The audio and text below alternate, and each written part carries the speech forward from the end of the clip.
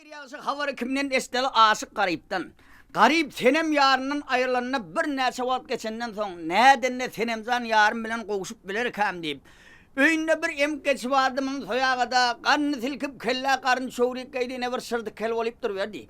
Egnine köne jinne gaýyp eline egir taýak alyp bilenem kendirip bilen guşap ýüdügönde de gara çalyp enesiniň ýanyna geldi. Assalamu alaykum enejan.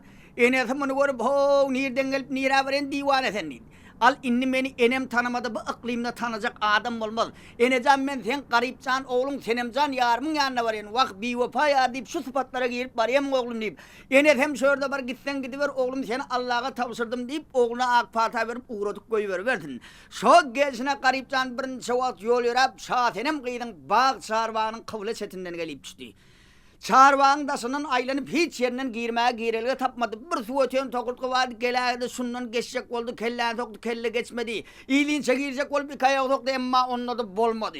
Bey deyip kötönüp durumdan ahirin bir nama aytsam, tenemcan yarım, menin ovadımdan sesimden, ödü gelip tanap, ödü meni gelip alk etmedim kaya deyip, ağzını asmana tutup, ağlı göldü şatenemin garip düştü iyillerine. Men miskini aldamıştır yanıp koydum ağlarına deyip bir beş kelime sahip duran gör bak ne mi diyerken.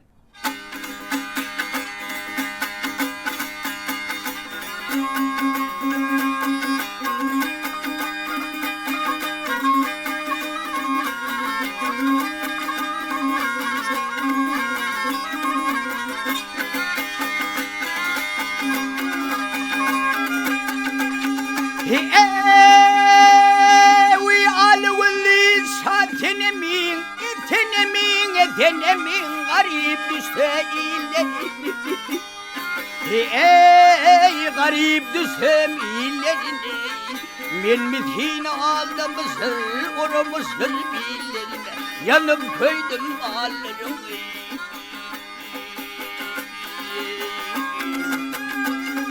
Yarın kadına dal bulsam, edal bulsam, edal bulsam, yüzüne koşup hal bulsam. Ey yüzüne koşup hal buldum. Men bir kırmalı şal buldum. Ben sorundum billerine, billerine, billerine.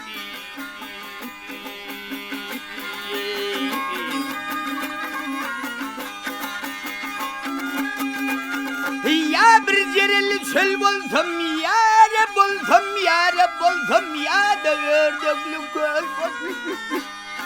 Ey ya da ördöklü göl buldum. Men bir şey daha bilbil buldum, yare buldum, yare buldum, buldum yarım gülleri. Ah aşık garip gamgıneyle gözü yaşım dizgine.